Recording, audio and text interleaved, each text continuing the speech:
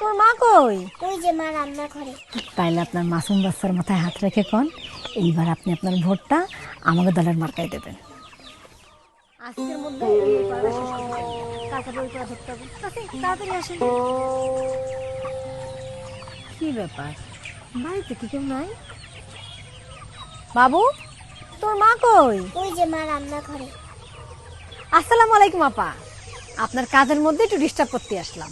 ওয়ালাইকুম আসসালাম। আপনাকে তো ঠিক চিনতে পারলাম না। পরিচয় দিলে ঠিকই চিনতে পারবেন, আমার চাচা আপনার এলাকা থেকে ভোটে দাঁড়াইছে।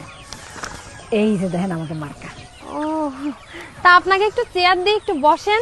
না না না, চেয়ার লাগবে না, আপনার কাজের মধ্যে আর কষ্ট করতে হবে না, আমরা দুই চারটা কথা কই চলে যাব।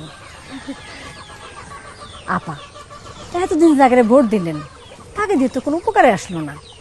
এইবার সুযোগ আইছে নিজের ধর্মের দল রে ভোট দিয়ে ক্ষমতায় আনা। একবার আমাকে দল ক্ষমতায় আসতে পারলেই দেখবেন চারিদিকে শুধু আল্লাহর রহমত আর রহমত। আপা, আপনি কি চান না আমাকে দেশটা আল্লাহর রহমতে ভরে যাক? তা তো অবশ্যই। তাইলে আপনার মাসুম বাচ্চার মাথায় হাত রেখে কোন এইবার আপনি আপনার ভোটটা আমাকে দলের মার্কায় দেবেন। আপনার এত বড় সাহস, আপনি আমার মেয়ের মাথায় হাত রেখে আমার কসম কাটতে করছেন? আপনি জানেন না যে আল্লাহ ছাড়া আর কারোর নামে কসম কাটা হারাম?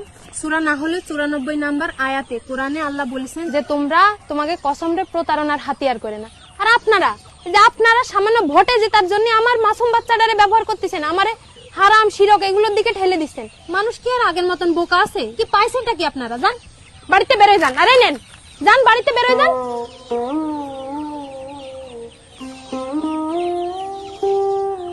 আমার ভোট আমি কোনো প্রতারক, মুনাফিক কিংবা ধর্মের অপব্যাখ্যাকারীদের দেব না, কখনো না।